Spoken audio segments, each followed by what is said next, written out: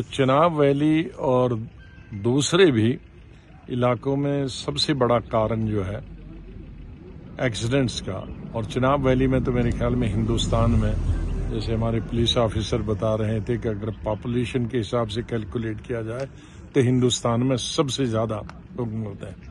मेरे ख्याल में जब से मैं बड़ा हो गया हूं तो तकरीबन 10-15 हजार लोग तो चिनाब वैली के इन एक्सीडेंटों में मारे गए हैं, और जवान भी।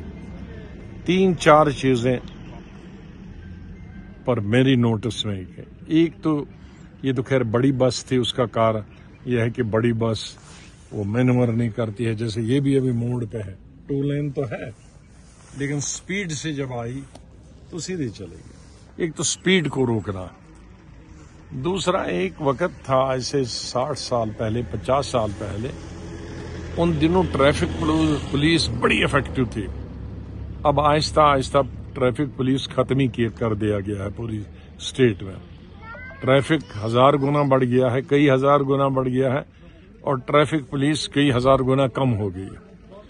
तो कम से कम ऐसी एरियाज में ट्रैफिक पुलिस की बहुत कमी है। वो 3 चीजों को रोक सकते हैं। एक तो टेलीफोन चलाने की बिल्कुल इजाजत नहीं होनी चाहिए।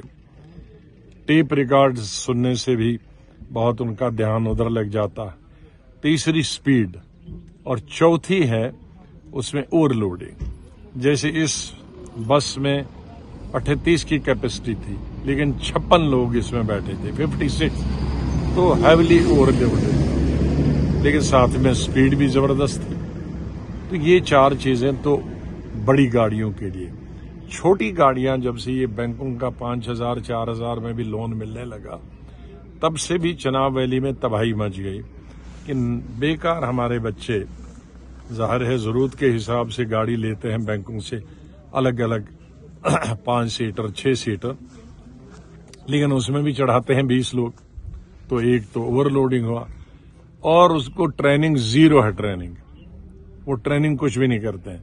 बैंक से लोन लिया और दूसरे दिन स्टीयरिंग चलाई और इन पहाड़ी इलाकों में चला।